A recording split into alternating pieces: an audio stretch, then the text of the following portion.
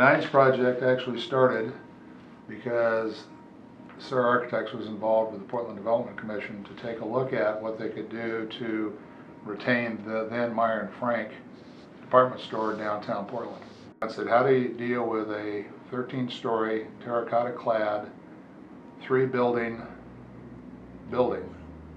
and put a seismic upgrade in it that allows Meyer and Frank to stay operational, that allows the ability to create a commercial condominium in it, so that you have retail on the lower levels and some other use up above.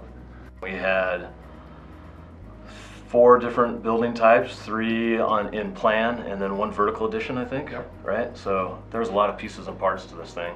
And obviously, like you said, in Portland's living room and historic, so a lot of stuff going on.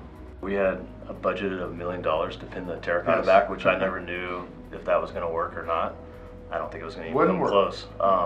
And if you think about, a historic terracotta facade and what it really means to be up on the side of a building to drill a bunch of holes and then plug it, and what are you drilling into? You're drilling into old materials, archaic materials in some cases, and steel, structural steel in other cases. Blake came up with the idea of the viscous stamping frames and the fact that they could be stacked in the building that did not have to go vertically all the way down through the building, and could be changed around in different locations on different floors depending on the use. Basically, we put enough dampers in to lower the accelerations and then check those connections, and away we go. And you're doing a project in the heart of the city. So you're basically you're shutting down 6th Avenue to be able to build off of for the hotel, and you're shutting down portions of 5th Avenue for SD Deacon to build Macy's. And you still have an active light rail line on the south side and one of the main feeders to the bridges on the north side.